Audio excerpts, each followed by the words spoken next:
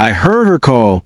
I followed the sound of her voice, nearly tripping on her cat, Ben, who shrieked loudly in protest. "Sorry, Ben," I muttered, as I stumbled into the kitchen, and again felt along the wall for the light switch. "Did I forget to leave a light on for you?" Mrs. Murdoch asked. "It's all right," I replied cheerfully. "I know my way around." Mrs. Murdoch was standing at the stove, hunched over a kettle of tea, and dressed in her usual attire of a fluffy robe and slippers. Her long gray hair hung nearly to her waist, and she hummed a little tune as she moved the kettle to the counter, feeling her way around a cabinet as she reached for a pair of mugs. "Sit down. I'll pour you a cup of tea," she said, her Irish accent musical. "Can't expect to get anything done before a cup of tea." I obliged, first helping her get out the cream and sugar before taking a seat at the table. Mrs. Murdoch sat across from me, skillfully pouring us each a cup of tea. Her milky white eyes seemed to stare into me as she pressed the teacup into my hand. "Now tell me about your day," she insisted.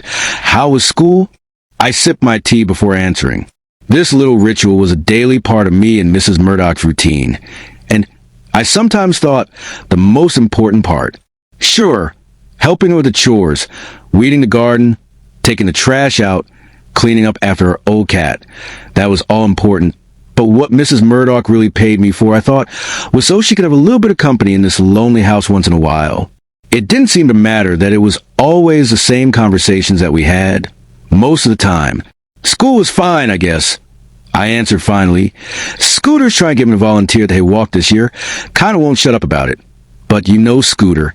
My dad's in a weird mood, and I don't know why." Mrs. Murdoch had been stirring sugar into her tea, but suddenly she froze. "What do you mean?" she asked. I shrugged. He just seemed really on edge today. I answered, which is weird for him. Mrs. Murdoch stared past me, her blind eyes seeming to see something that I couldn't. I swallowed nervously.